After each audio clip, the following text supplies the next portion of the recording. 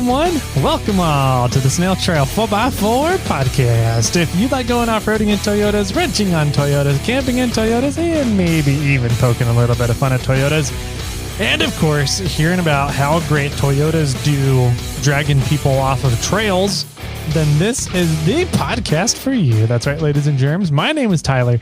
Joining me today, Thursday, is the one and only Mr. Jimmy Jett for another awesome episode of the Snail Trail 4x4 podcast. Jimmy, how are you, buddy? I'm doing well. Yeah, Nice. I've got a little kink in my neck, but we'll... You're kinky? No, well, maybe. Only one person knows. Okay. But no, I Is that me? destroyed... I did not sleep well this weekend. We'll see. We'll just go with that. Heyo.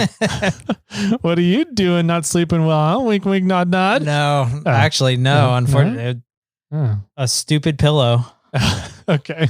is the culprit. You did not get a My Pillow, did you? No, Lame loser. I guess not. Yeah, Just kidding.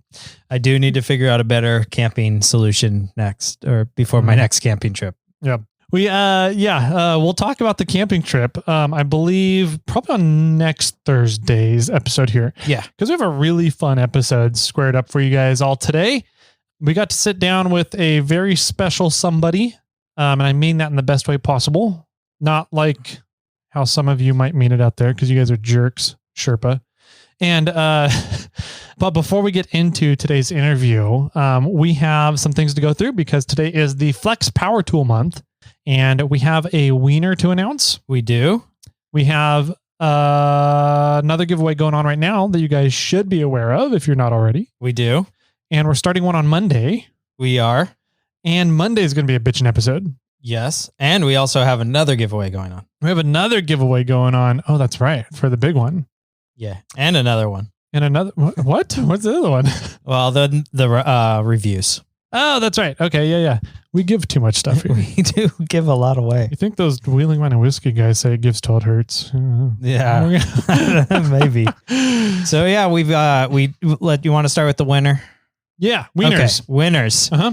We did a comment picker online for the Tag 3 Friends giveaway bundle that's going on. You get the drill driver and the impact driver, the battery, a charger, and a bag in that kit. And the winner is Kota Cart. Car. Kota Car? Kota Car. Kota Car. KOTA_CAR. Nice. So we will be getting in contact with you and getting your email address and mailing address and phone number and everything that we need to send you your winning package. Anyways, we are accumulating everything, and what we're going to do, I think, is ship everything out at the end of the month. So Sounds we're going to work on getting everybody's emails kind of once we get all the winners lined up. And then once we get your guys' shipping addresses, we'll send everything out at the end of the month. So those that won the first week and the second week, or is this This is the second week. Second so week those here, who won the first week, which was Project Golden Badger, Donhappel, and Budget Overland Official. That's right. Yeah, Benji. You guys will send everything out at the end of the month. We're just going to do a mass shipping of all these things. UPS guy is not going to be happy with me. Nope. He already hates me, so it's okay. So yeah, we'll do all that. So if you guys haven't received your packages yet, don't worry, because we didn't send them. Correct. Yep. So that was our week number 2. Yep. Week number 2 winner. We do have the weekly giveaway going on right now, which is you have to copy the picture that's on Snail Trail 4x4's Instagram page, post it on your page using the hashtag FlexStackers, and make sure to tag us, Snail Trail 4x4. And you could tag Toyota Tyler, 4x4 Toyota Tyler if you want, but also tag Flex Power Tools USA or NA. I think it's North America, NA. Gotcha. Tag them as well. For some reason, the hashtag is very oddly specific on who's it's showing. Yeah. I don't quite understand what's exactly going on. It's not behaving correctly the way hashtag should. Yeah, but I'm find that so more or less you have to tag me, and then we're going to tag me as in Snail Trail 4x4. And then we're going to count those out from there when we choose the individual person. Yeah. So just tagging or just using the hashtag is not going to be enough on this one, because there's some people that are showing up in the hashtag And there's a lot of people, there's about half of them that aren't showing up. So even though they use the right hashtag, even though they use the correct hashtag, not entirely sure why this is happening. But the way that we're going to get around it is you have to use that hashtag and you need to tag Snail Trail 4x4. That's how we're going to count it. Yeah. You also need to be following Snail Trail 4x4 and Flex Power Tools NA to win the prize. Cool. And that's for the 2 sets of the Flex stackers. Correct. So yeah. Yep. Super cool prize there. Next week, we have another fun prize, which we will announce on Monday. So make sure you're listening to Monday's episode, which is going to be a really exciting episode. You're going to want to listen to it anyways, I think. And then we, of course, have the month-long giveaway, which is pretty much one power tool of like everything Flex has in the United States right now. Kind of, yes. So it's a really neat package. Awesome. Big shout out and thanks to Flex for doing that and being able to supply all this stuff for this month's power tool month with Flex. So in order to get in for the monthly giveaway, that is for the Snail Squad only. So the only way to get in for that one is to be a member of at least the $10 tier over on the Snail Squad, which is listed out over at rate4x4.com. Yep. Or I guess you can be in the $20 tier as well, but that includes the $10 one. So yes. Yep. And you can't enter into the $20 right now, but we are super excited. I think we're coming to the close on all those items for Jim's box months. Oh, nice. Sort of. Yeah. Giveaway. So. Let's see what to close out the Flex Power Tool information. Just a reminder that I'm going to be out at Fastener Tool Outlet down on Power Inn Road on July 15th with Lawless Corey, and we're going to be highlighting and showing off a bunch of Flex tools. So if you're in or around the area and you want to come by and say hi or check out some cool tools, make sure to come out on July 15th, probably around lunchtime or a window around there. We'll be out there hanging out most of the day. So sweet. Come by and say hi. Cool. I like it. I'm not sure if the Forerunner is going to be done by July 15. So I don't know exactly what I'm doing that weekend. I might end up out at the tool meetup. No. Okay. I won't be. Sorry. Okay, good. Yes, kidding. I'll plan on cleaning my oven that day or something. Yeah. That's probably the secretary would appreciate that. Yes, she would. Yeah. So yeah, that's some good stuff going on right now. We have, of course, the reviews giveaway that Jimmy alluded to, which is for a set of Yokohama tires, pretty much of your choice. Correct. So pretty freaking another really rad item that another company stepped up to do a giveaway with us and do something really cool for the listeners. So in order to get entered for that, all you need to do is leave a review over on Apple Podcasts, which is also iTunes. But not. Yeah. So I don't know. That's a confusing one. It is. So anyways, leave a review over there. If you can find ways to leave multiple reviews, you're more than allowed to do that. It sounds like the only way to do that is by having multiple accounts. Don't tell them how. Borrowing other people's accounts. Yeah, there you go. That would work too. But you just need to remember which accounts they are. Yep. So, and be listening to the podcast when we announce the winners. We did have the winner for the winch giveaway, which was 500 reviews. The set of tires is going to be at 750. So if you've already entered a review through the first 500, you're already entered for the set of tires. Congratulations. If you have not entered anything yet, go get entered.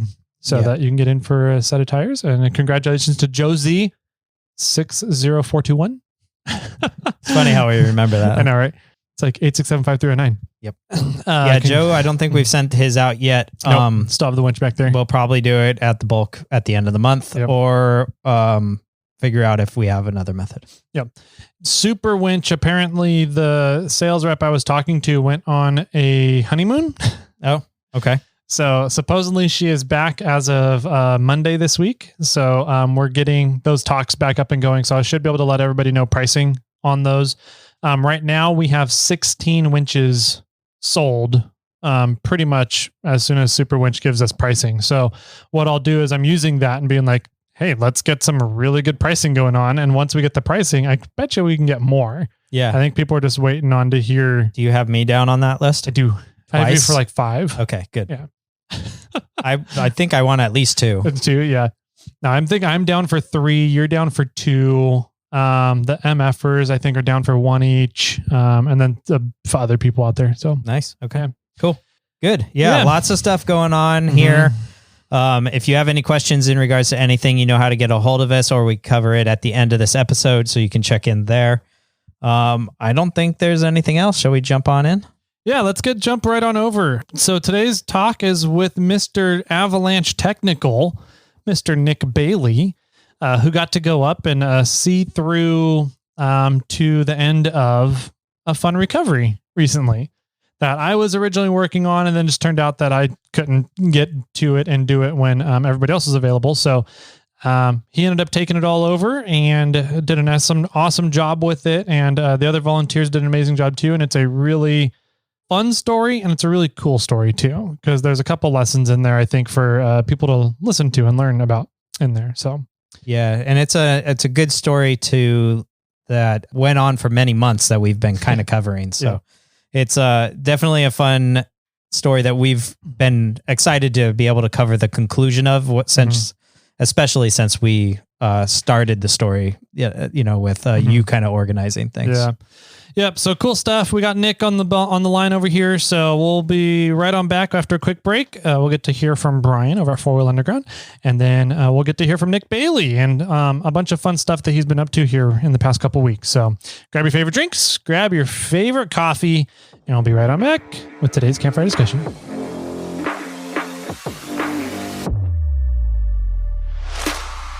Are you tired of landing in potholes and bouncing off obstacles? To play at your full potential, correctly tuned coilovers allow you to float over the rocks and gain more traction.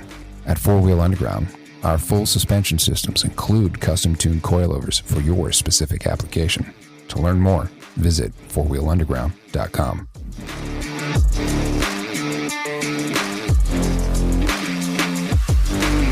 Oh, welcome back, ladies, gentle ladies, kiddos, everybody out there, the Jeep and Jimmies of the world.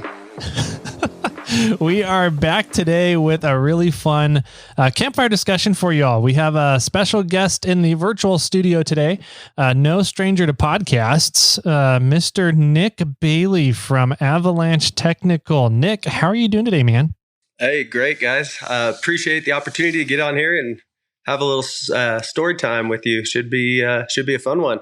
Yeah, definitely. We love stories and we love recoveries. We love stories about Jimmy rigging stuff. So yeah, I think this is going to be a really fun one today. For those who don't know who you are, let's do a quick kind of background. What do you do here that allows you to kind of have the skill sets to do what we're going to be talking about today? Yeah, so I'm a lifetime off-road enthusiast. So I was actually born and raised in Southern California on an orchard. And you're one of those people. Got it. Okay. Yeah. But hey, it's a big state and there's all kind of varied country, right? So yes. I was only an hour from LA, but man, I had a mile-long dirt road, nothing but fruit trees around where I grew up, lots of work outside in the dirt, spent all my time outside. Got into four-wheelers, ATVs, raced motocross on an ATV professionally for a few years. I had to drop that when I decided to pursue formal education, went away to college, and so had to stop competing at that point. But the passion, the desire for the outdoors and being outside never went away. So lived in northern Colorado for about 10 years. Got back into ATVs, but it made a heck of a lot more sense to have utility ATVs out there.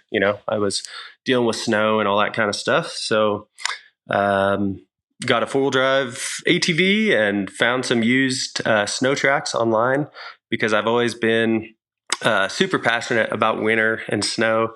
I think, a lot of that has to do with growing up somewhere where year round, it's more, within a few degrees of 70 all the time. Yeah. It was boring and it drove me nuts. And as soon as I was old enough to leave, I did. So I was 17 or 18 years old when I left home, moved to Colorado, lived there for 10 years. And then my wife and I decided we wanted to be back closer to the West Coast. So came out here to Tahoe in August of 2013. So coming up on 10 years that I've been based here in South Shore, Nevada side, Lake Tahoe.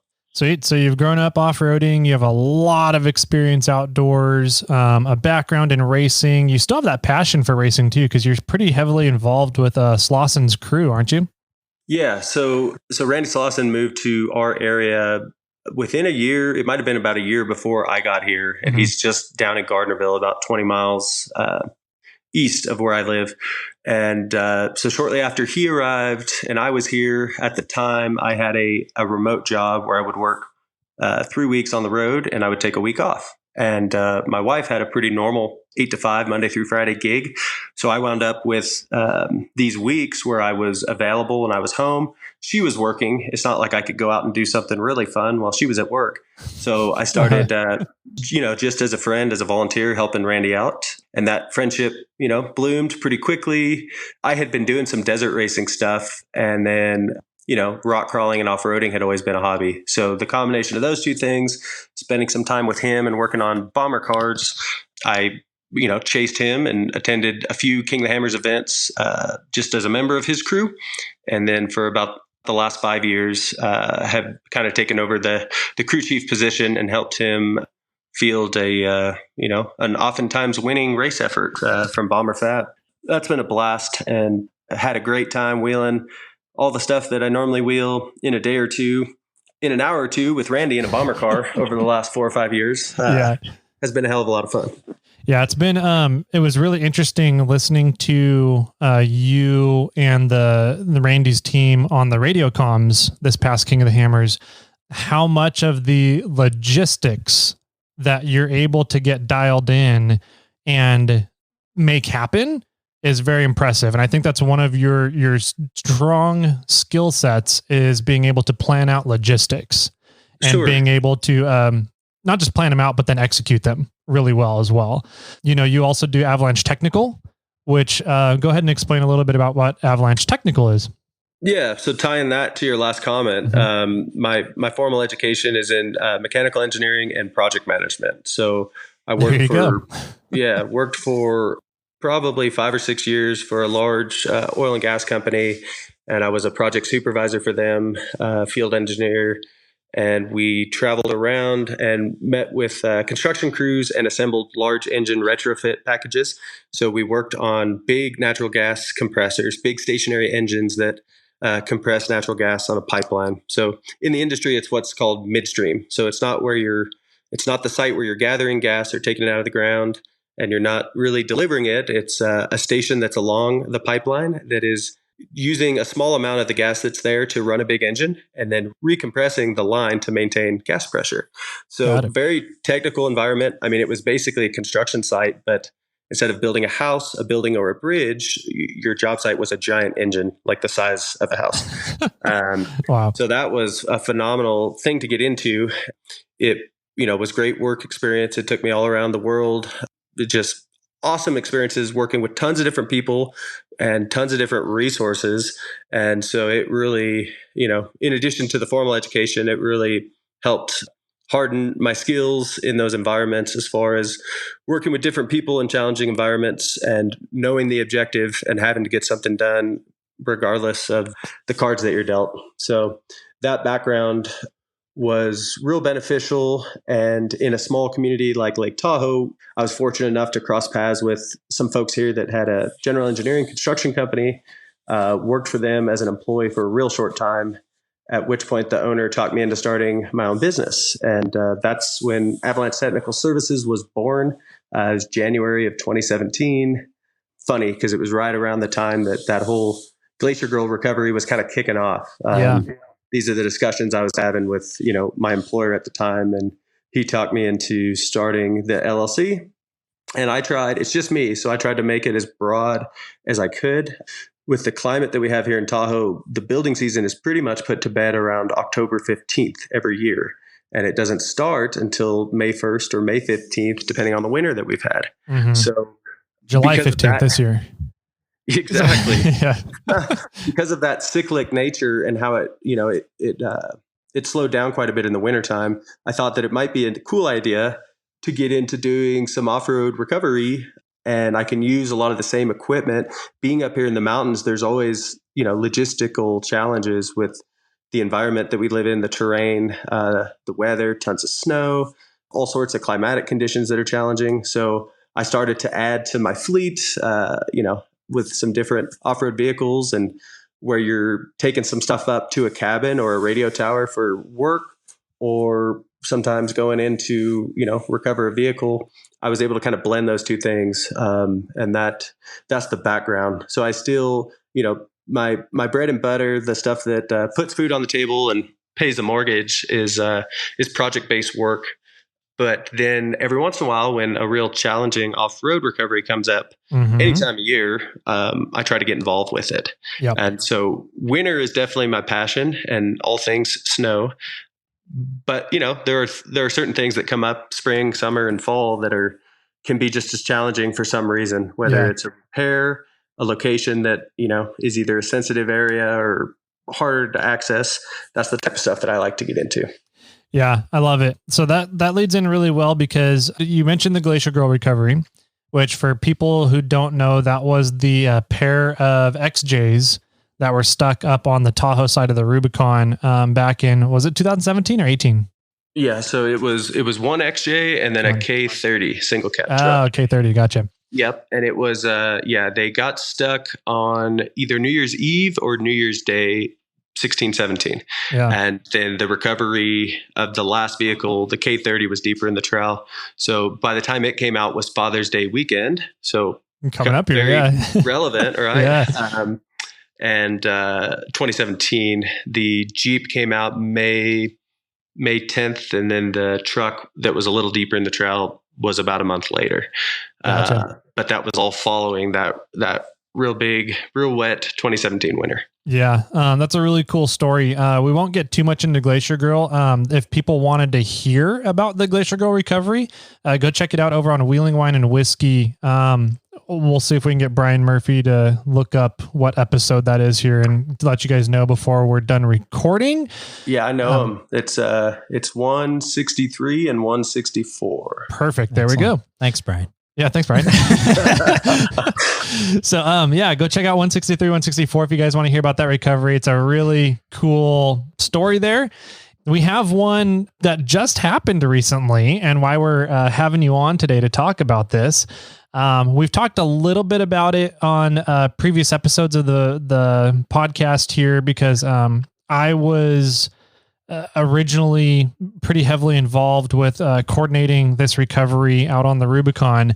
And then when it finally came time to make it happen, my rig was getting worked on now. So I missed the recovery. I was really bummed about it, but I'm glad that the rig is off the trail, and it sounds like, and from the pictures and videos I saw, it looked like there's a big, fun story to tell here. With it, I think a really cool learning lesson for people as well. So, I guess with some of the background is that we had been contacted on NorCal 4x4 Rescue about WJ, which is a Grand Cherokee that was stuck. ZJ. It was a ZJ? Oh, yeah, it's older. It's a ZJ. I don't know all those J's. He's still learning the alphabet. I am still learning. I'm like Jason Green. So yeah, the ZJ got stuck out with some pretty impressive damage out on the Rubicon at winter camp. The owner had to leave it there and went back to his home in the Bay Area, and then requested some help on NorCal 4x4 Rescue to go up and get his vehicle recovered. And it just ended up being really bad timing, because we had a big winter storm roll in like within a week and a half, 2 weeks of that request coming in. And he put in the request very timely after getting off the trail. And so the timing just didn't happen to get in, mainly because there was a lot of unknown information about the vehicle. And so trying to figure out all the information going on with the vehicle, all the repairs that needed to be done, gathering parts to get those repairs done and get the vehicle rolling so we can get it off the trail. That took some time, and the owner had some life stuff come up, and he couldn't put in the time to get all the parts and accumulate them all quickly. So long story short, we weren't able to go up and get it. Because the weekend we were going to go do it, the whole Wentworth Springs extraction happened. Right. So that's right. We had. Yeah. So real quick, as it's relevant to what you were just saying, anyone that's listening that's already familiar with the Glacier Girl story, probably the largest difference between the two events, the owner in the case of the original Glacier Girl story, the XJ in the truck, he was at a point in life where he was semi-retired at the time. He had the means to be involved.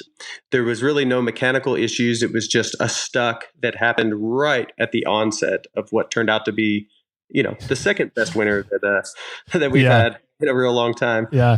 So anyway, he was involved at every step of the way. Information was good. Still took us an awful long time to find the vehicle, but he was very willing and able to be a part of not only the recovery, but all the recon missions up front that it took to even locate that thing and come up with the plan. In this circumstance, that wasn't the case for whatever reason. The owner was kind of disconnected, maybe not as mechanically inclined, because the information as far as what was actually wrong with the vehicle was always a little bit gray. Even when I had at the point in time where I developed direct communication with the owner, it was still not very clear as far as he kind of knew there was issues up front, rear end and front end, but not as to what the cause might be. So when you're heading into the mountains, challenging trail conditions, a big winter, and not even really knowing what you need to fix, it can be pretty difficult. 100%. Yeah. Yeah, so that's interesting, kind of getting through that. We had a plan. We'd put together what I like to call the super recovery group now on our little group on Instagram with a... Wait, why am I in that thread then? Because of all your winches. You have like 4 winches you can provide everybody. Comes in handy. Yep. No, and so we got you together, Alex from Frosty Four Wheeler, Alex and Jenna, and then Derek. And Kurt Stocks is in that group too. He kind of helps run the El Dorado County Search and Rescue groups. And so... Isn't Ian from Wheel Every Weekend in there too? Yeah, Ian's in there from Wheel Every Weekend. So it's a really super knowledgeable, extremely experienced group of people that really know what they're doing when it comes to recovery, and especially inclement weather recoveries. Sure. Pretty much everybody in that group has a passion for being up in the snow and doing snow wheeling and snow camping and something in that sort. So we had kind of put this group together and we were planning it out. We were like, okay, cool. We're going to go up on Thursday, see if we can get to the rig. It was Friday, Saturday, Sunday. And then I think we saw the big storm rolling in. We're like, well, we should probably check out, see what the storm does. And then once we figured out what the storm did, we learned that there was 7 to 9 people, I forget how many it was now, that was stuck back in Wentworth Springs. So we kind of diverted priorities over to making sure that they made it out just fine and they were good, which then also just meant that too much time went by and there was enough snow dropped down that we couldn't get into the Rubicon down into the little sluice area to get this ZJ out. So sure. Yeah. And it sort of, and you can attest to this as well. At that point, thank goodness that the Wentworth recovery wound up the way that it did. And there were no lasting medical issues as far as I know, or anything like that, which is great. But, the optics of the whole scenario changed quite a bit at that point, because at this point, our recovery that we're discussing became purely elective, right? Yep. I mean, it was there. It was in a safe location just off the trail. There were really no immediate concerns from an environmental standpoint. There were not a whole lot of trail users at that point. So once that vehicle was entombed in snow, it was put to bed figuratively and literally, and it wasn't really going to make anything worse at that point. And the last thing we wanted to do, like you rattled off a bunch of the participants in the group, call it professional, call it experienced, what you will. The last thing we want to do is stress any of the other resources that are out there, search and rescue, or other recovery folks getting into something that just wasn't at that time. There was no reason to push our luck. Yeah. And that Wentworth story was a good reminder of just kind of what can happen, even with some people that are, very, very experienced, like Gary Mudrak. Yeah. So that obviously, from a decision-making standpoint on whether or not to go, that tempered us a bit. Not to mention, Tyler, I know that you and myself both had conversations with Gary and his wife. I mean, we even from a resource standpoint, like our focus was not about just the random Jeep by itself out there. It became, the story that involved people's lives, and vehicles that were actively on the trail and needing to get off. Yeah. So it certainly took some of the wind. I mean, not to be critical, but it certainly took some of the wind out of our sails, right? Of everybody that was chomping at the bit to go out and put a dent in the ZJ recovery. We had expended some resources and some mental capacity trying to make sure that Motor Act crew got out, which is great. I mean, that the end of the story there, that was a happy ending. Yeah. But it certainly put some delay into the ZJ thing. Yep. Although, very shortly after, within a week or two, we did get a break in the weather, and we did try to at least make an observation trip. Mm-hmm. So that involved Ian from Wheel every weekend, and Alex Carter together in his pickup truck. And then I took the Snow Runner, which is my Toyota 4Runner on Ruby tracks. We met at the trailhead with the objective of just getting in there, trying to put eyes on the Jeep. Maybe we could figure out for ourselves what some of the mechanical issues were and put together a game plan on the repair and extraction. Mm-hmm. Unfortunately for us, that was at that point then midwinter, and the conditions were really challenging. So I broke trail with the tracked 4Runner just to the top of the Granite Bowl. But you have to think, that time of year, the trail is actually starting like at the chalet. That's where the plow line is. Mm-hmm. So we've added, over your typical trail run, we've added a mile or maybe a mile and a half, right, of very deep, very challenging terrain. We got to the top of the Granite Bowl, and even after breaking tracks, it was really hard on Alex and his rig. So we decided, to make the responsible decision at that point, cut our losses and give up. So that's what we did. And Alex had his 49-inch IROX on the pickup truck. So to see and hear that he was struggling that much on the 49-inch IROX, it was evident and very clear at that point that it's not worth risking lives. It's, again, like you said, it wasn't a huge risk to leave the ZJ out there. Sure. It was then just a matter of time of, all right, I guess it's kind of here for winter now. And we just work on making sure we have solid plans for when the snow starts melting to get in there and assess the damage, fix the repairs we can, and get the vehicle extracted then. Right. And I'm sure that Alex would say, hindsight obviously is 20/20. Yeah. And if he had a chance to redo that trip, he probably would have brought his buggy. So he has a 2 buggy, and then he has that single cab Ford pickup, and he'll swap tires, the 49 by 20 inch IROX between them, depending on, what job has to get done. The truck is street legal, the buggy's not. There's pros and cons, just like anything, both ways.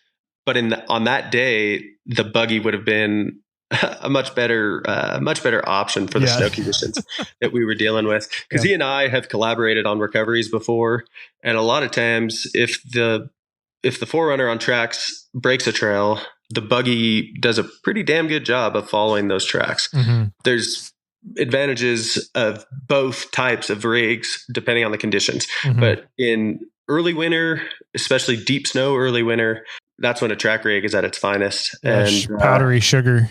Yeah. I mean, it's those conditions. It's really all about ground pressure. There hasn't really been runoff in a typical cold winter. And so you're on top of snow and you're just cruising. Yep. Yeah. So it would have been nice to make it, but based on the way that everything worked out, it was a good fact-finding mission. And at least we knew at that time, and then based on the winter that we had from that point on, that there was no point in considering going back. Yeah. Well, that's the other thing, right? When we kind of called it, or when you guys called it that day, we were like, well, it's here for wintertime. But it was also like, was it mid-November when you guys made that initial trip to try and get in there? So my recollection is it was in December. But I think that's right. I want to say it was like a week and a half before Christmas. That sounds right. Like that. And so we were into this winter, but we weren't really into the massive winter that we got yet. And so we were like, hey, if we leave it here, we should be able to start getting in February, maybe late February, as everything's melting and we're getting into the spring runoff time, and get that off of the trail before users are really getting up there. little did we know that we got the biggest winter that we've had in 70 years, right. and which added 3 more months onto its entombment, as you like to call it. So, just watching all this snow come down over and over and over again. And then we're just like, man, are we going to be able to get this rig out before July? Like a couple of times. And then it turned out just kind of fairly quickly. Everybody was like, hey, we've got a break in our schedules. The snow is melting off some. We just had a hot week.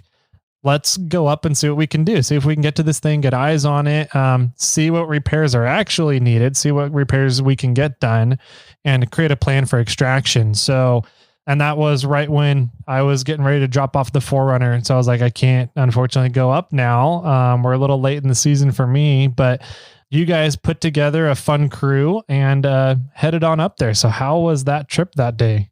Yeah. And so just to preface it, a question that I get a lot, and it came up on the Glacier Girl thing, is, why even bother trying to do an over snow recovery when eventually at some point it's going to melt out? And it ties into what you were just saying as far as monitoring the winter. It was a really heavy winter. And then as soon as we saw that window of opportunity, we jumped on it. Yeah.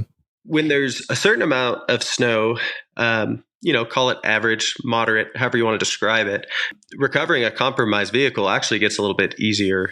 Of course, there's less available traction for a vehicle that might be towing, but a lot of the rocks and a lot of the gullies and stuff can be filled in.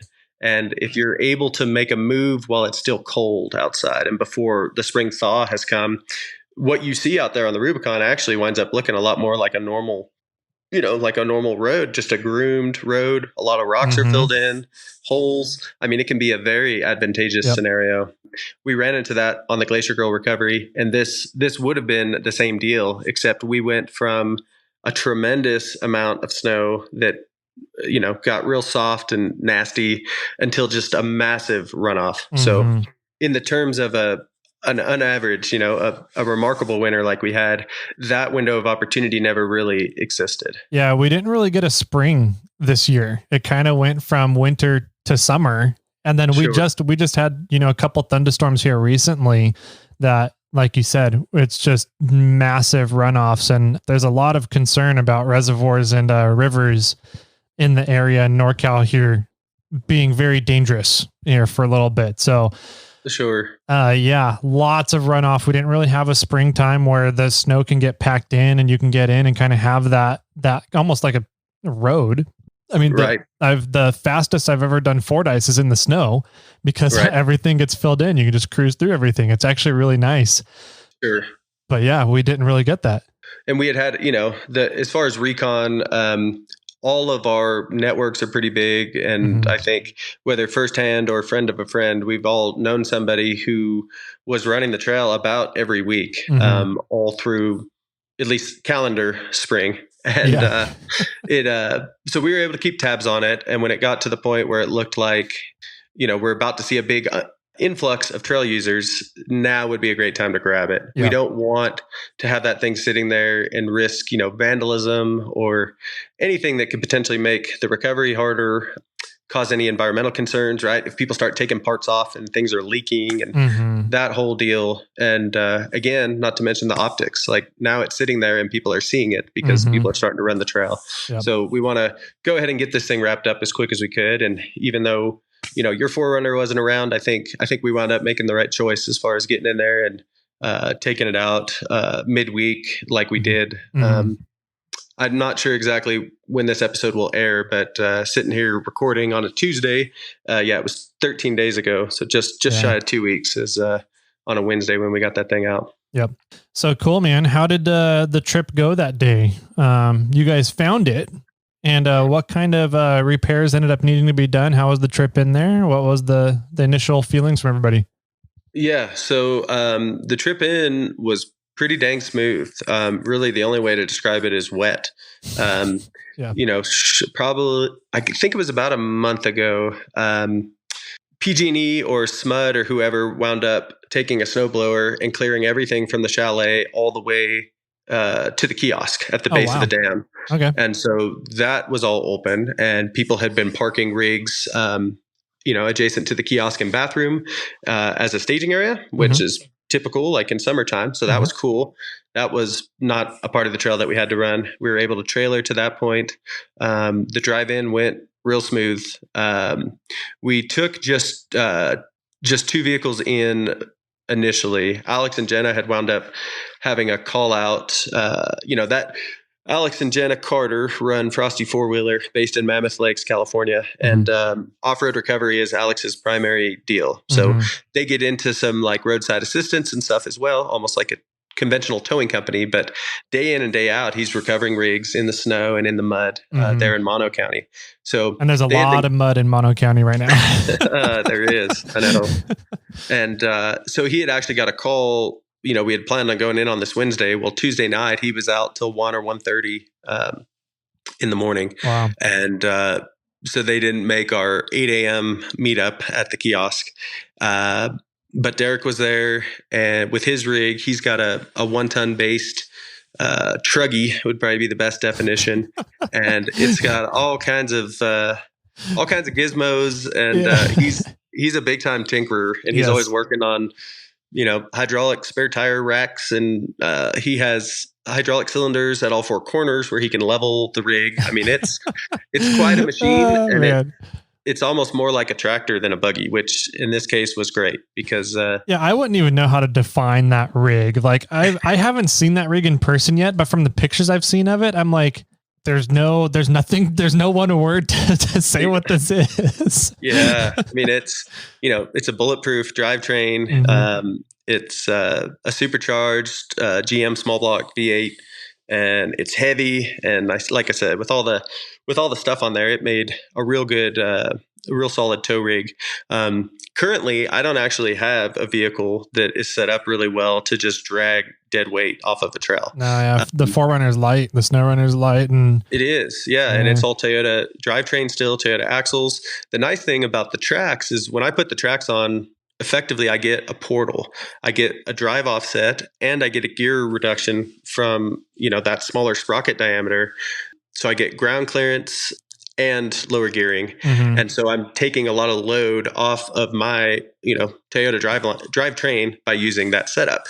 So in the winter, it'll tow all kinds of stuff in the snow where I can run the tracks. Yeah. But based on some of the fringe trips and stuff, we knew that the trail was more or less snow free up to winter camp. Yep. So it was back on tires, so I brought in my Carnage welder and the action tracks and all my Factor 55 gear, the Warren winch on the front, had all that stuff ready to go. But I knew it wasn't going to be the rig to drag that thing if shit hit the fan, and that's what needed to happen. So, trip in pretty smooth.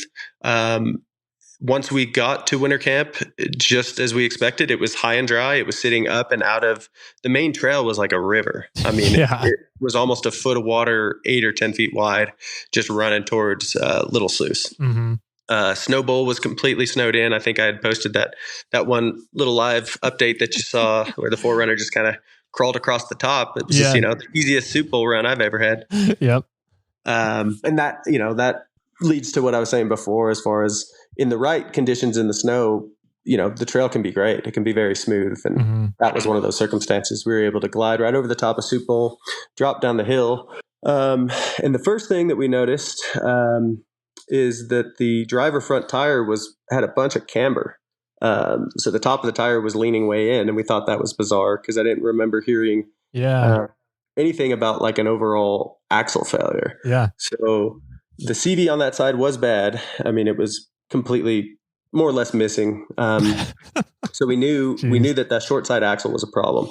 But during that first recovery attempt, you had passed off, the parts that had been kind of crowdsourced to help get this thing moving. So I had all 4 axle shafts. Cool. I had gear oil. I had RTV.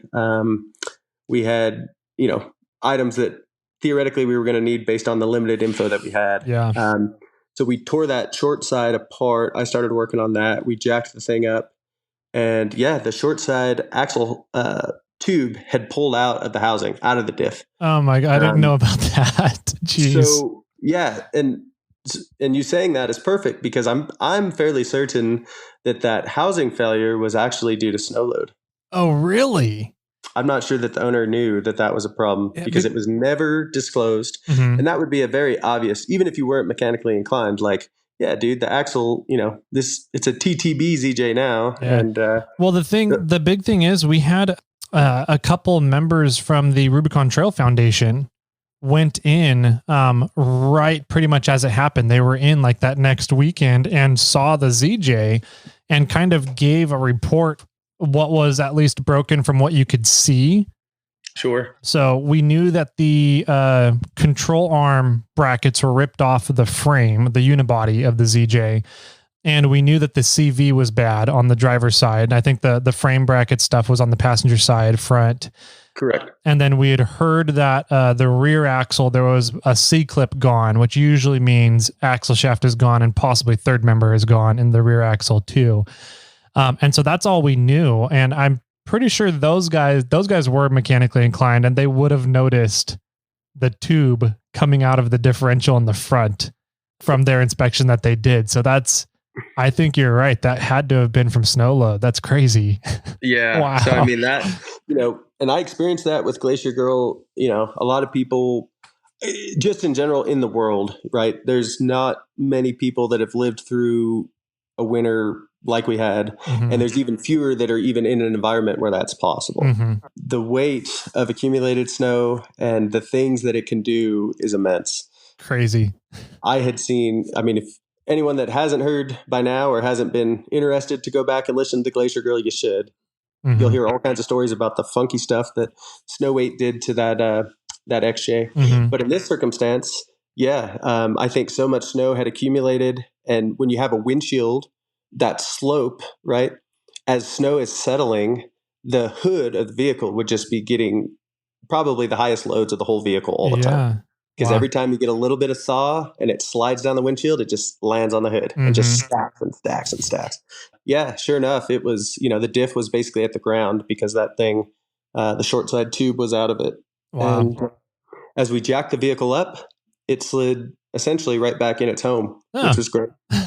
Nice. And, so the goal, we knew the shaft was bad and that we had one. So we made that a priority to go ahead and start getting that replaced. I pulled the tire off. It had locking lug nuts, which there's another great PSA. If you're a four-wheeler, you don't need locking lug nuts. No. And if you must have them, make damn sure that your key is always in the glove box with the console. Yeah. So I went looking and, it's someone else's vehicle, but I dug through as much as I thought was reasonable, could not find the key for the locking lug nuts. So awesome. So I slid it with a cutoff wheel and then used a punch and a hammer and got rid of that thing and zapped the other four off with the impact and went to work on the axle replacement. And then in the meantime, so Derek got his jack and picked the thing up and, we started coming up with a game plan for the other repairs, which were plainly obvious. It must have been that particular lift that was on that vehicle, but the control arm mounts on the passenger side were off, both upper and lower were off of a shared tower, I would call it. So just like a tall member, probably 10 inches tall, that bolted onto the factory link mount in that location. But what you wind up having is you have a big lever then. So both control arms are anchored off of this vertical tower. And all of that meets, a crappy sheet metal unibody mount. Yeah. So interesting. Not a great design. Yeah. But there were a bunch of tools involved. I mean, we had straps and portable welders. Carnage welder, they're partners of mine. I've got one of their units and I use it all the time because a lot of my recoveries are not large vehicle based, right? Some of the stuff might be with an ATV with tracks. And so having that internal battery welder is awesome. I can just drop that thing down and start going to work. As we pulled that short side axle shaft out, came out relatively easy. We were stoked on that. Nice. However, the stub that, the splines that would be in the differential were missing. So pretty rare to have an axle shaft that's broken on both sides, right? Because typically once one side is broken, then there's no way to load the shaft to break the other side. So I don't know how that happened. I guess there's a chance that if it was indeed snow weight that broke the axle housing, perhaps that's when the shaft gave way on the inside. Oh, interesting. Because the owner knew that the outside was broken and you said the foundation guys reported that the outside was broken. So I guess there's a chance that sheared when the housing came apart. Yeah. And it's a Dana 30 housing. So it's a Dana 30 front axle shaft. So, I mean, those are inch and an eighth. Maybe pretty close to an inch. Yeah. So it wouldn't surprise me if it was enough snow load to pull the tube out of the housing. It definitely could have been enough to snap that axle shaft there at the diff and leave the splines in there. Right. So even though we had a new, or I should say a replacement, used short side, we had magnets, and because we had no tube, we even put in some scrap steel that I bought, and I tried to weld just a little piece of metal strap, maybe 3/4 by 1/4 inch to that broken piece and then yank it out. And it wasn't coming. I have a feeling that when that housing came apart, it had just offset like the seal and everything enough to where that stub didn't want to let go. So pulled the front diff cover, and we saw there was a lunchbox locker in there. So initially we pulled the cover because we thought we'd be able to push the chunk of axle out. But because of the locker, we couldn't. But the upside was, because there was a locker, we figured, hey, 3-wheel drive should be plenty. Fine. Yeah. So we abandoned the axle replacement.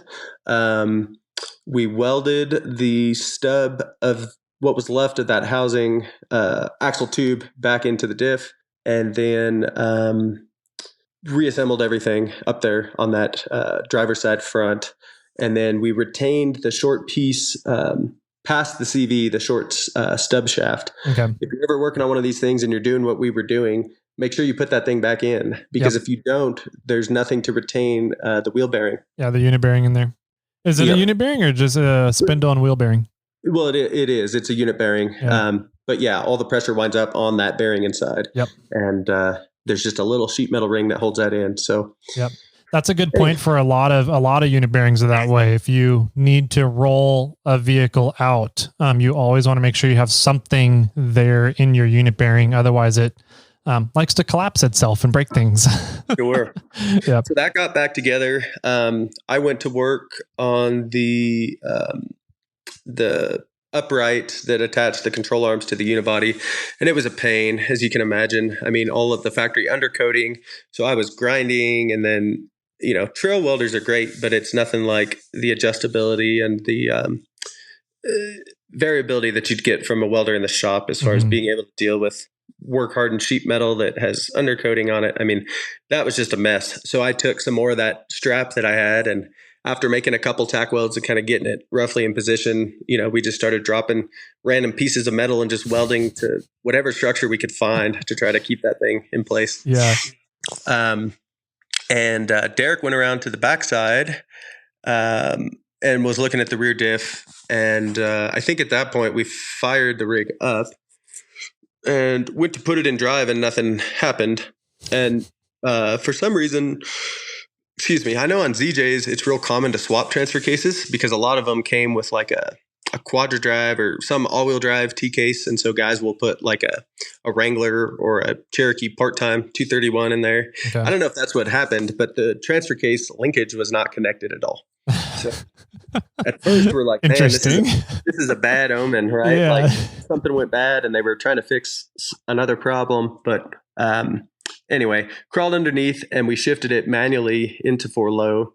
And thank God we didn't have any more transfer case woes. Once we put it in 4-low, put the vehicle back into drive, we were getting drive at just the passenger front tire. So we knew that we weren't going to get it at the driver's side, but the rear drive line was spinning. But no drive. Nothing was happening. So we all got a little nervous, right? No axles were hanging out in the back. So we weren't immediately sure that there was a C-clip issue, but the vehicle had also had rear discs. So even if you break a C-clip, sometimes that rotor caliper and pad are holding it in. So Derek made the good choice to go ahead and pull the rear diff cover.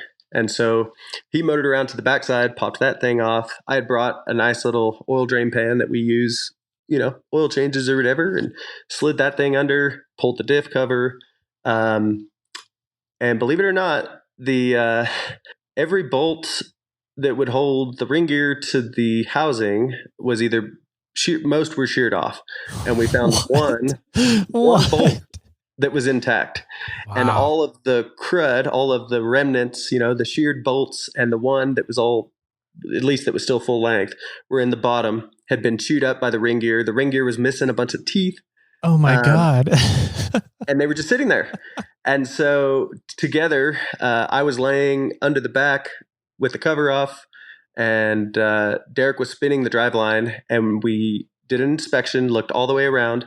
We found the one hole that didn't have sheared bolt in it, and used a little file, cleaned up the threads on the single bolt that we had the best, and ran that thing home with the impact Guten tight, Just like the Germans like it. Yes. That's it. Little German engineering for that thing. And then every other bolt, like I said, was unusable because it was sheared. And then every hole on the ring gear or the carrier, whichever side the threads are on, just had a sheared off bolt that was flush. So we had no other means of fastening that traditionally back together. So spun the driveline 180 degrees from where our one good tight bolt was, grabbed a clamp, clamped it together, and I started welding the ring gear to the carrier with the carnage welder. There you go. Oh my gosh. Nice. Yeah. That was going to be my question. I was like, well, you got a welder there. You can attach it. So, we welded, clamped, clocked, wound up with 5 or 6 inch and a half stitch welds all the way around. Wow. And then just to make sure that, we only had one driving tire in the front. So I wanted to make sure we got good drive in the rear. So I went to each hole where the sheared off studs were and rosette welded all the holes where the bolts had been. Yep. So, and then Derek made a comment. He's like, "Hey, while you're in there, you may as well Lincoln lock the thing." So, yep. I was going to ask. Yep. Carnage lock it. Yeah. For me now, it will forever be known as carnage locking. Yeah. It was the carnage welder. I was there. All the spider gears, got some beautiful booger welds, blasted it all out with brake clean, and locked that sucker up. And nice. Fast forward to the end, the one issue that we never had any problems with the entire way out of the trail was the rear end of that rig. It spun. It didn't make a noise. The whole trail was covered in water. We had already drained the diff and brake cleaned it all out because we were welding in there. And so we never even put a diff cover back on the thing. Right. I mean, air cooled, man. It was liquid, ice cooled the whole way out and had 0 issues. That's awesome. That's so crazy. Yeah. What, did it have a locker or anything in it in the rear? It was open? It did not. Okay. It did not. And based on the carnage and based on the fact that you're talking about probably the least desirable, lowest cost axle in the history of mankind, the Dana 35C. Mm-hmm. We decided that, it wasn't, as long as we could make that thing get off the trail, that was really all that mattered. You made it better than before. I mean, that's a permanent fix now. And that's right. So there was a time there that we started talking about, maybe we should just open up a fab shop right there at winter camp. Right. Sounds like you guys did a lot of the repairs. You've got the vehicle up and running. There might be a few more things there, but my big question is, did you ever run out of battery with the carnage? What was your concern about weld time? Yeah. So the way that Derek's rig is set up, he's got some sort of, like I say, he's kind of a wizard, right? He's got all these weird gizmos all over that rig. So he has some sort of circuitry and control where, although there are 2 vehicles in the rig is totally 12 volt like any other normal vehicle. But at the flip, when the vehicle is off, it's not running, at the flip of the switch, he can convert his front Anderson output to 24 volts. Gotcha. And so he uses a Legacy or Legace welder. There's a guy out of Reno, Justin. Yep, Justin. I want to say it's Legace. Yeah. Anyways, Legace. Yeah. That's it. So the way that Derek uses his welder, once he shuts the rig off, he flips that switch. He can plug in his leads because the Legacy welder is there's no internal power. You got to have 12 volts, 2 batteries in series. So with his setup there, he can just do it that way. And we used both welders primarily. So he had welded that tube while I was doing the axle stuff up front. And then I think I used part of his and part of mine to do the coil repairs. And then the Carnage did all the work on the rear end. So we were able to kind of divide and conquer. Nice. Between the ring gear repair and the Carnage locking, I noticed that mine was starting to sputter a little bit. It was starting to lose voltage. And even though I have a DC to DC charger for the unit, it's not feasible to use live. Yeah. So I just took the leads. The nice thing about the Carnage welder is in the event the battery's dead, you can still power it like any other 12 volt or 24 volt trail welder. It came with leads. So I just plugged into the power source on Derek's vehicle and finished the Carnage locking. Nice. Cool. That's a lot of repairs, man. Yeah. So, and on top of that, just other snow related stuff. The vehicle with the jump start, I've got real nice NOCO lithium jump packs in all of my vehicles, wife's car, my truck, the 4Runner, the ATVs, because even the ATVs are fuel injected and there's no means of backup starting. So if I'm out 20 miles in the backcountry, you can make damn sure that I want to have another way to start a rig. Yeah. So we threw a jump pack on the ZJ at the point when we were ready to start it, and 2 or 3 cranks of the starter and it came online. Wow. So no issues. That was very impressive. Yeah. It had a newer Optima red top in it. And after running for about an hour, we never had battery issues again. It took a charge and that was it. Right on. So that was cool. Yeah, Oil looked fine. Again, it wasn't in the water or anything weird like that Glacier Grill Cherokee had been. So oil looked fine, for what we were doing. And as far as the engine running, I mean, that part of the recovery was pretty flawless. Nice. Was there any other snow damage to the vehicle? Thank you for getting me back on track. So as we were unlocking doors, when we first arrived and we were assessing everything, we noticed on 2 or 3 different doors, it was very hit or miss as to whether you could get the doors open. So driver's side door handle was ripped off when we found it. I don't know if that was like a bear. I mean, obviously there was food in the vehicle. I don't know if a bear did that. I don't know if a passerby did that, just trying to see if it was open or unlocked, but it was hanging by a thread. So we had to open that door from the inside, but we kind of got it to unlock, and then 1 second doors would open and then you'd go down the trail a little ways and then they wouldn't. So there's no doubt in my mind that the unibody of that vehicle took some tremendous loading, and it had just, crunched that thing enough. The back doors were very reliable, but the front doors, more than half the time you try to open them and they wouldn't budge. Wow. The windshield was broken. It was all intact, being safety glass and with lamination, but it was very hard to see through. Was that snow damage or a random passerby? I believe the windshield was snow damage, just based on all that loading. And say like a lot of us have little stars from rocks on our windshield. And so if he had one of those going into this event, then certainly that thing would have been compromised. Yeah. If you had a perfect windshield at the point you parked like that, there's a slim chance that it would make it. But I think just yesterday there were pictures on the internet circling of a Ford truck in a driveway in Mammoth that has just thawed out, and the whole roof of that F2, it's a later model F250, and the roof is completely crushed. The windshield's completely smashed. So, wow, dang.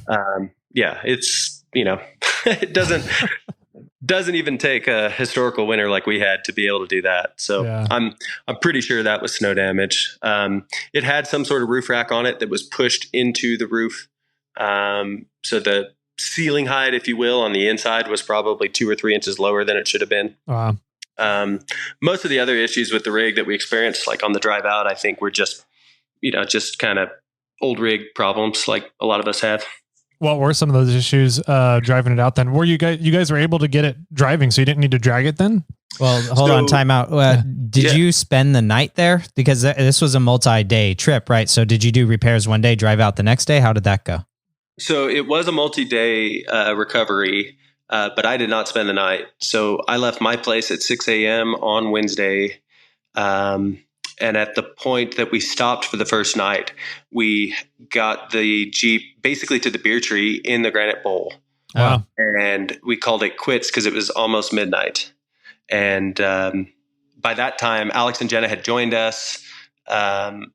Okay. Well, I thought you spent the night there. So why don't you bring us back to moving the first move of the vehicle and bringing us forward from there. Yeah. So even though there wasn't a bunch of snow like we covered, that there was at Soup Bowl. So as soon as we left its resting place, it was driving in 3-wheel drive, but it was on 33s. We got all the tires aired down. One of the tires had a really bad hole in it. But there was a plug kit in the back of the ZJ. And since it was his rig, we just used his, went ahead and plugged it. There you go. And started moving the thing. We got it hooked up to Creepy. And at this point, there were still just 3 of us. And three of us. Yeah, 3 of us and the 2 rigs. So we got Creepy hooked to the ZJ. That's the full-size truggy buggy hydro thing. This is Derek's truck. Its is called Creepy. Okay, got it. That makes a lot of sense now. Okay. Yeah. So we got that hooked up, drug it kind of across what is now the little river on the trail. And that initial hill was snow covered. And so it presented a little bit of a challenge because it's been a long time since I've had to wheel anything on 33s, but it's pretty rough once you get used to, 37s and 40s. And that thing was really not having a good time. I mean, we're all very thankful we at least got the 3-wheel drive, but it was struggling. And that took us probably 45 minutes just to get up that very first hill. We'd spent all day there making repairs, and it had gotten pretty warm, and there were thunderstorms in the area. It had only rained on us for a second, but I mean, the snow there was just absolute snot garbage, low traction, no matter what you have, whatever. Just slush. It's a slushy. Yeah. So moving it out and up the hill and getting around the first corner, just back to Soup Bowl, took a considerable amount of time, but at pretty much the point that you've passed, once you've gotten to Soup Bowl and you're heading back towards Loon, a lot of the trail is downhill. I mean, there's very, very few places where we, had to climb again. Mm-hmm. So progress became pretty steady at that point.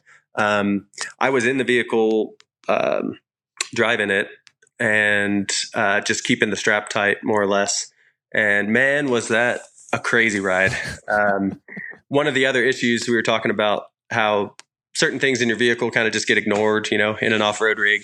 Don't think it had anything to do with the snow, but both front seats were very loose, and it was kind of a high trim Grand Cherokee, so it had like leather seats, but man, they were not bolted down, or the brackets were broken. And then the adjustment, like on the recline for the seat back, was toasted. So I could bring it all the way up, but as soon as I would start driving, it would just automatically recline me into gangster mode, to the point where like you wouldn't even see my head from the driver's side window. I was just like, how does somebody drive that? Wow.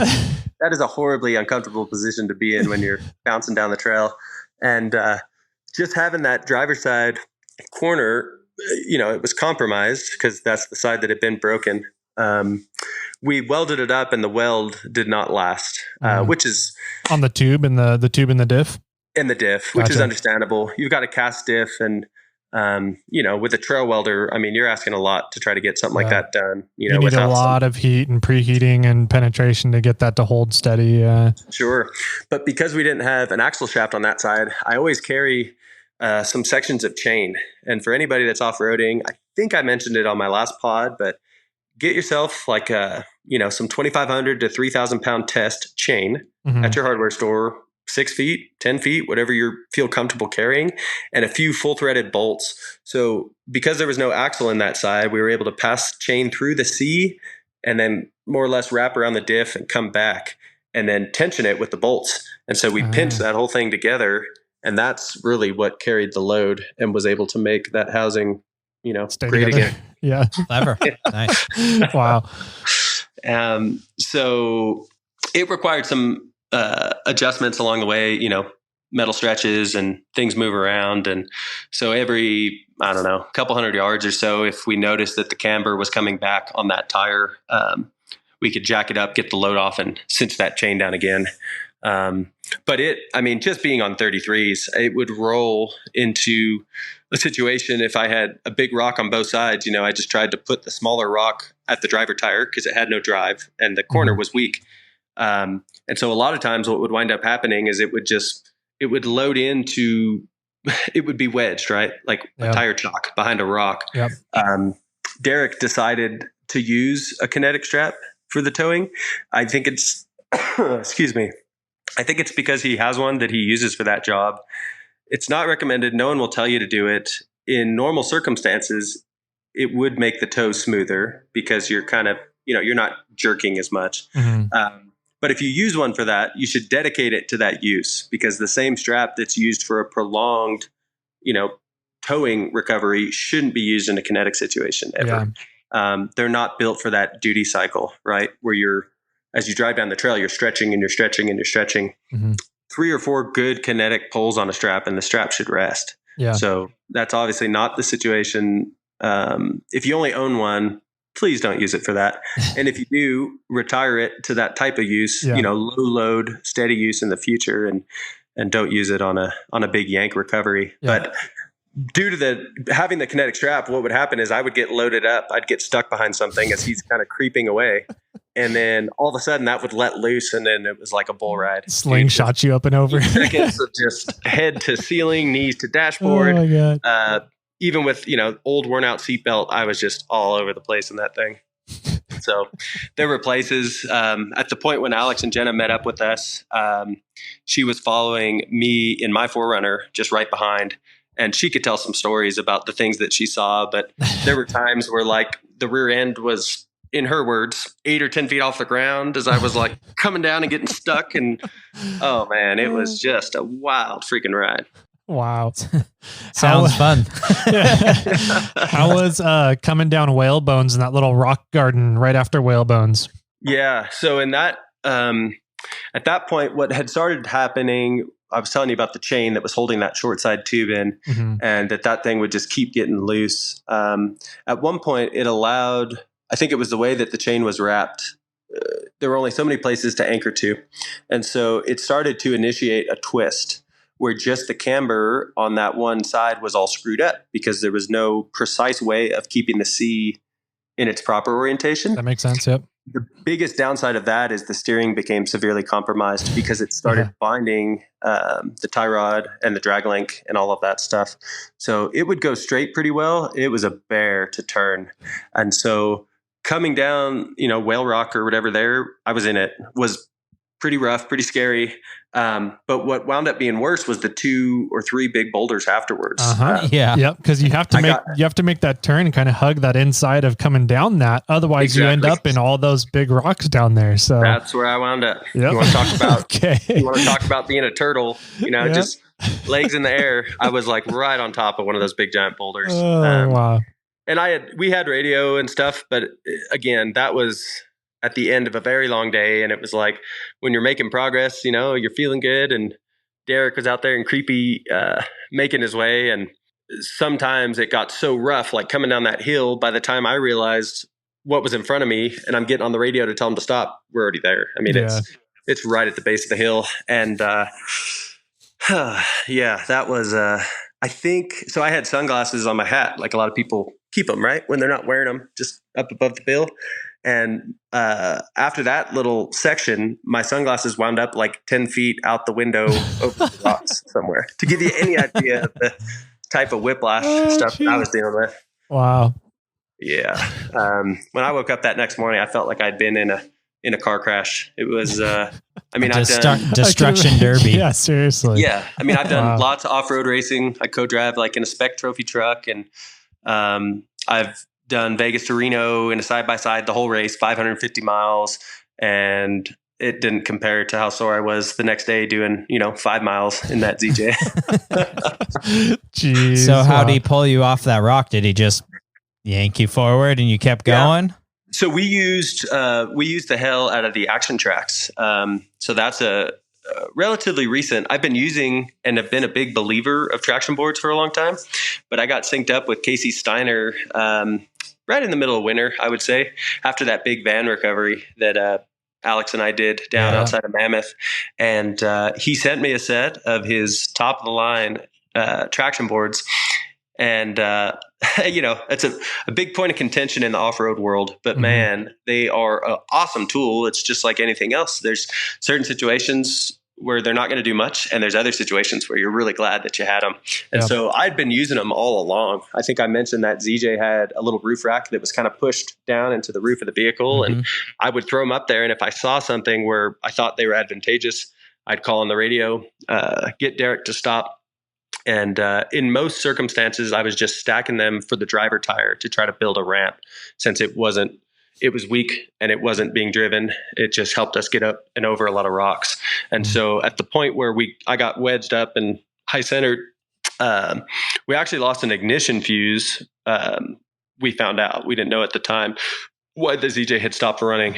But I told him that it wasn't going to make a difference. None of the tires were even close to touching the ground, so we may as well pull it off the rock, until so we can get it on flat ground. We can all get in there and figure out why it's not running. And the resulting dismount is the point where I lost my glasses. It was It was a wild ride.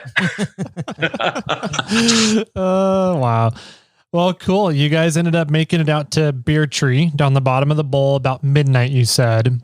And that's where you took off and headed on home, and everybody else camped out there for the night and just kind of hung out and relaxed? That's right. So I don't know how much relaxation went on because, like I said, by that point it was midnight, and Alex and Jenna hadn't set up a tent. Derek had a rooftop tent. Creepy has got an RTT on top. So he was able to deploy pretty quickly and crawl in bed.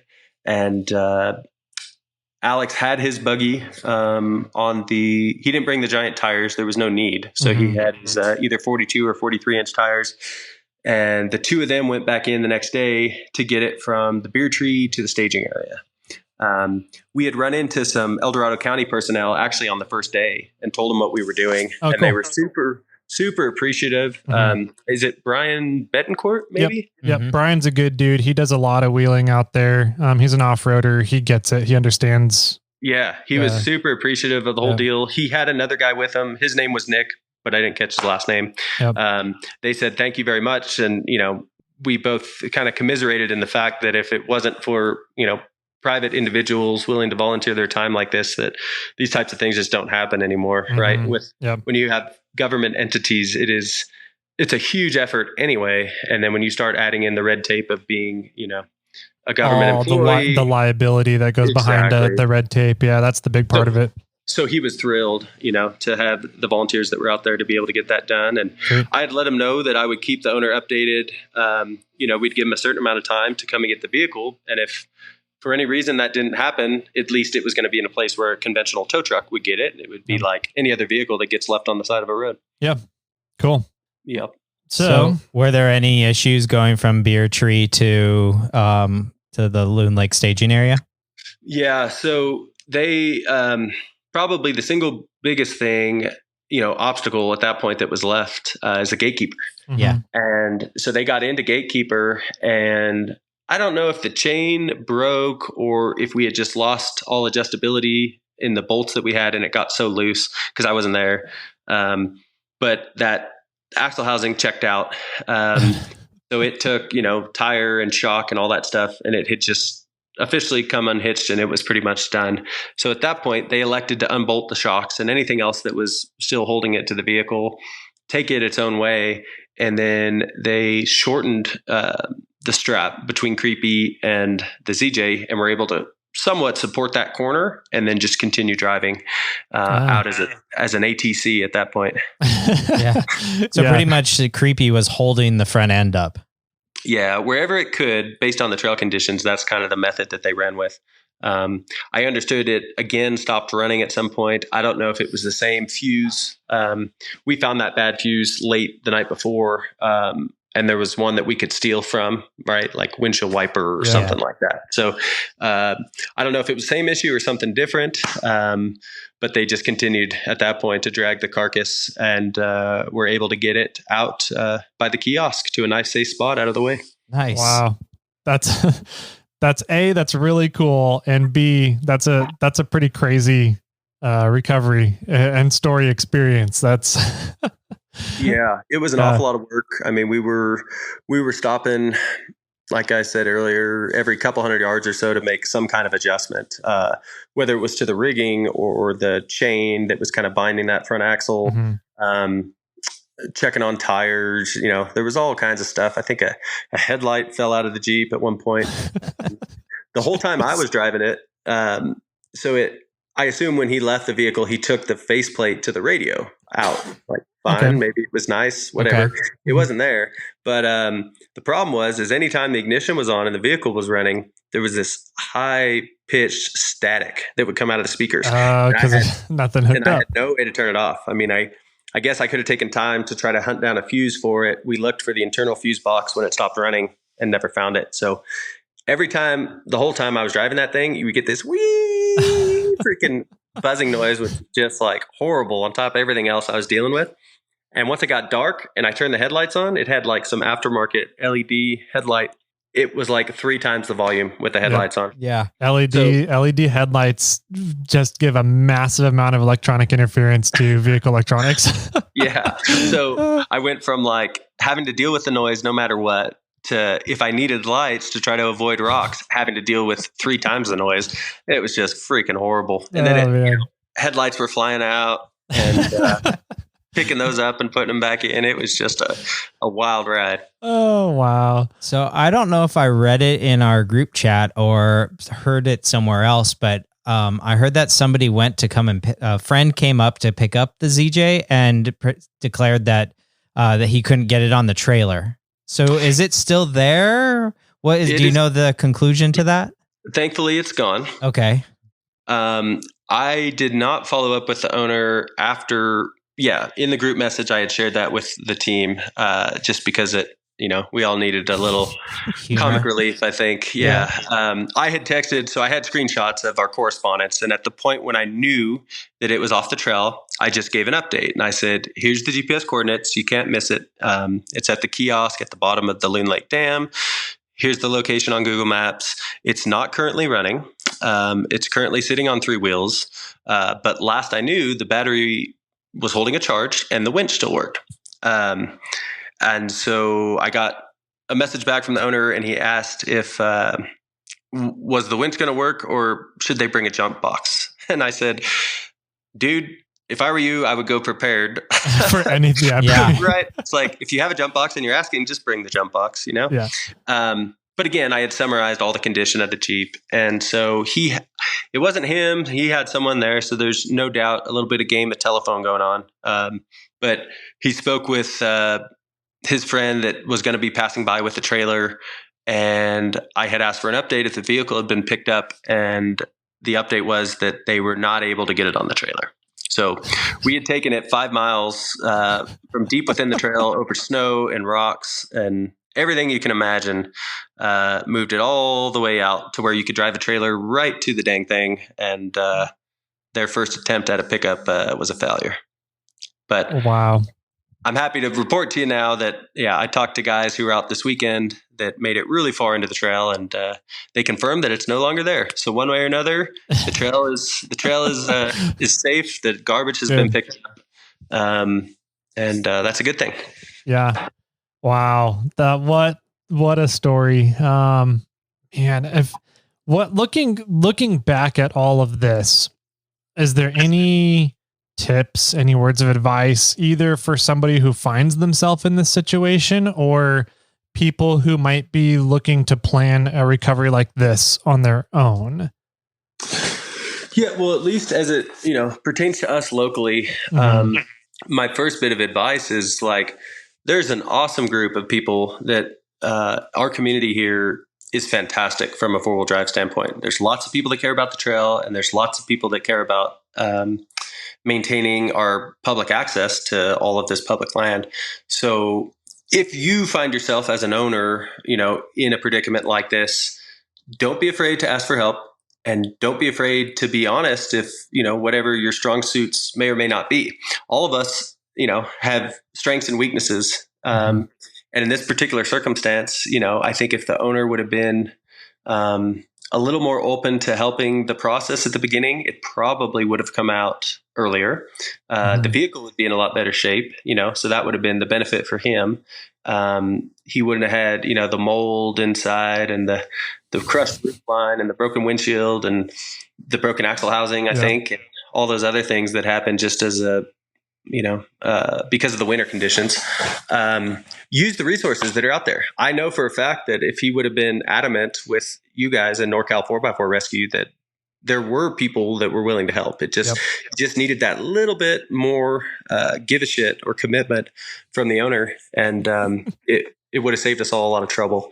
When it comes back to myself and the other volunteers, Alex, Carter, Jenna, his wife, and Derek Rickford, all the volunteers that made this happen,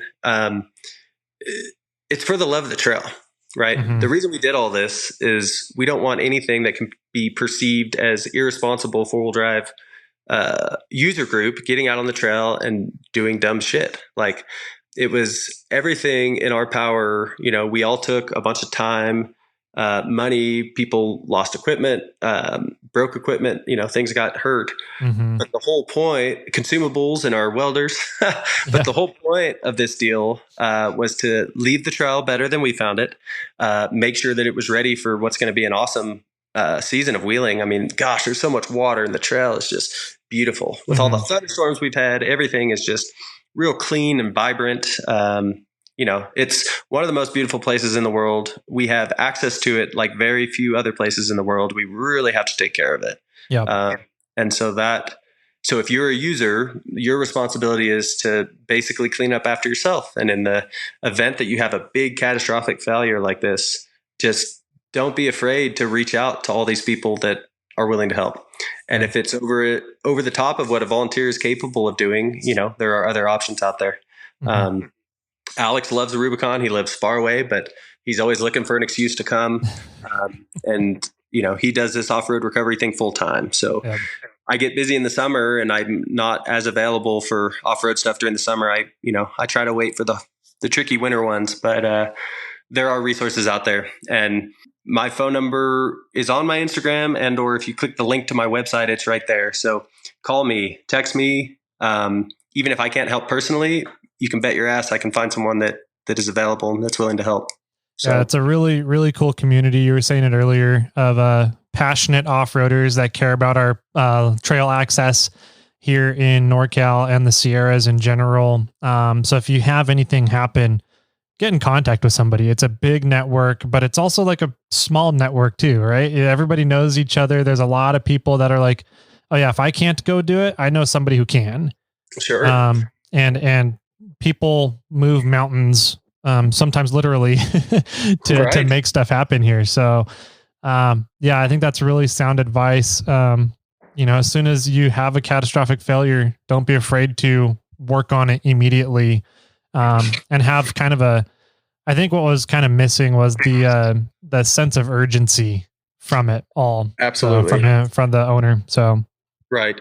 Yes. Even an average winter, in the 10 years that I've spent here, would have made this challenging. But there were plenty of windows in the first month or two, where this thing could have been solved and saved everyone a whole lot of grief. And, so by all means, I mean, if you're using the right, to get out there and enjoy, this public space, and it's free to run the trail, street legal vehicle, you're already covering all the fees to get out there and do this stuff. So it just comes with a little bit of responsibility. Mm-hmm. And so, each and every one of us, really all you have to do is worry. If everyone just worried about themselves, then, you wouldn't need these big, extraordinary efforts from volunteers. We're here if you need it, right? But you got to ask. And, and if you handle your own business, then we don't get in this situation in the first place. But I'm glad the way that it all worked out. The timeline really couldn't have been any better. We had almost no traffic. People that have been going every weekend saw that thing sitting there looking like a junkyard on one trip, and they came back the next weekend and there was no trace of it. So the resources are out there. There's spill kits at the kiosk that are available to the public to use. Bring them with you. There's always something, that's going to happen. And even if it's not for yourself, you might pass somebody, and no one wants to be that dick, that makes a mess. But if you're able to say, hey dude, I grabbed this thing and looks like you need it. So here you go. Yeah. Just little things like that go a really long way in keeping this land available to all of us to use. Cool. I like it, man. That's good stuff. Anything else? Last words? Any final thoughts for everybody out there? Or? I think that pretty well covered it.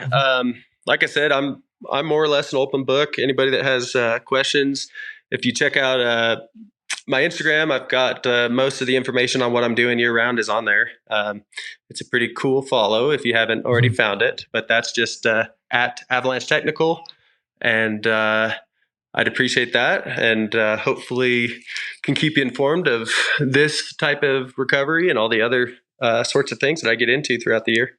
Yeah, I think it's going to be a little more fun in the years coming up to pay attention to your Instagram. It's already fun enough as it is, but now with your Starlink Instagram live feeds during the recoveries, that's getting pretty entertaining too. So yeah, unfortunately for me, it always comes down to the same thing. It's like, I'm one dude, and if I'm out there to do a job, it's hard to take the time and try to make some content or whatever. I mean, that side of it has never really been my thing, and I apologize, because I have a YouTube channel and stuff, and there are things on there, but it's not like the content that a lot of these guys are pumping out, But a lot of them, like with Stellar Built, we had that snow run with those guys, and they've got someone now that's committed to running the channel and editing videos. And I mean, that stuff's great. It's like watching your favorite show on TV. They put out some really cool stuff. They had some videos of us out on the trail from this winter that were super cool. So that's most folks that are listening to this podcast are probably already following Dimitri and the boys, but if you're not, that's a great one to check out. And the technology, like you say, cameras and having full mobile Starlink is pretty awesome. Unique componentry. Guy that started that company is a good friend of mine, Justin Marquand in Southern California, and he does a phenomenal job on an all-in-one 12-volt ready Starlink conversion. And so that's what I use. And I did that live feed from the Springs with that, and some of these other recoveries. It's sticking up inside of the sunroof of the 4Runner with suction cups, and nice. It's internet wherever I go. Yep. Cool, man. I like it. So, people, if you want to get in touch with Nick, hit him up at Avalanche Technical over on Instagram. And if you guys have any other questions, you can all send them in to us. We can get them over to Nick. That's Tyler or Jimmy at snailtrail4x4.com is the email. Jimmy watches over the Snail Trail 4x4 Instagram. I'm over at the 4x4 Toyota Tyler. And of course, we have the voicemail as well. So you've called in a couple times, Nick, to the voicemail, and we got to play your voice here on the podcast. So if anybody else has any questions for Nick, you can probably do that too. And I know he listens to the podcast, so maybe he'll call back and answer, and you guys can have a conversation through voicemails. There you go. We'll call it call-ins with Nick. I think maybe snail mail 4x4. There we go. Well, cool, man. Thanks for joining us. Thanks for sharing the story. Shout outs to everybody, the volunteers that went up and did that. That was a lot of work with a very minimal information about what's going on. So you really had to be on top of your game of being able to MacGyver and Jimmy rig stuff on the fly as you're there, finding what the problems are and being able to fix those and achieve the goal of getting this vehicle off of the trail and getting it cleaned up and leave the area better than it was. So thank you. For sure. And you can attest to this, Tyler. So many times, you load your rig up with crap if you're going camping or whatever, and you have all these things in the back. And this is one of those trips where we pretty much used everything that we brought. So we were glad we had it. That's cool. Jimmy, any final words, everybody out there? I just wanted to say a massive thank you to all the volunteers that went out and made this thing possible. You, Nick, and Derek, and Alex, and Jenna. And was there somebody else with you or with Derek? Because I was curious how your rig was moving while you were in the XJ. Yeah, so we wound up using Jenna for that because Jenna came in with Alex. Okay. So at the beginning, we were just leapfrogging. Got it. I mean, it was pretty slow progress anyway. So like we'd get some slack in a line and Derek would be able to move forward, and then we could just leapfrog vehicles up behind us. And then once just past Soup Bowl, Alex and Jenna caught up with us. She jumped in the 4Runner and we rolled on from that point. Yeah. Nice. So, and I'll put all the links to everybody that we've been talking about down in the description, all their Instagram links. So you guys can go and follow them, and it'll be nice and easy for you guys to do that. That's awesome. I appreciate it. Yep. Sweet. Nick, any final words for everybody out there? I think that's it, you guys. Thanks again, and look forward to talking about some more off-road, maybe racing, maybe recoveries here in the future. And with that, my friends, keep crawling.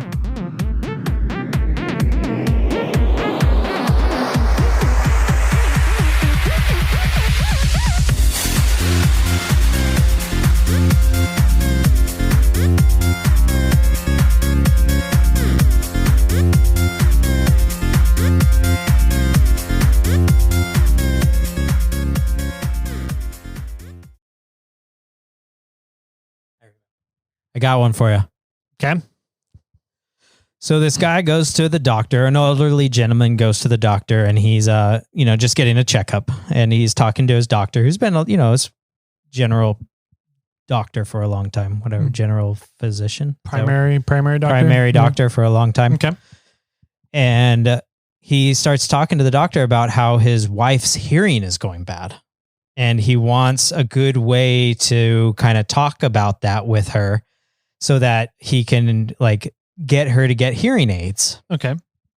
So the doctor said, well, why don't you try asking her a question on one side of the house?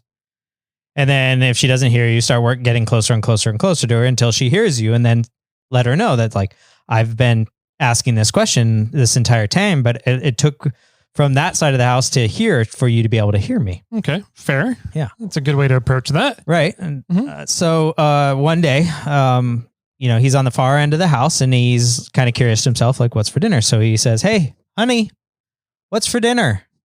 He gets no response from her. So he walks, from the far bedroom to the living room in the middle of the house and goes, hey, honey, what's for dinner? Mm-hmm. Still, she does not respond to him. He gets to the door of the bedroom, the master bedroom on the other side of the house. And he goes, hey, honey, what's for dinner? No response. So he walks up pretty much right next to her and goes, hey, honey, what's for dinner? She goes, for the fourth time, it's chicken. Okay. That's good. Didn't see that one coming, did you? No. Yeah, good.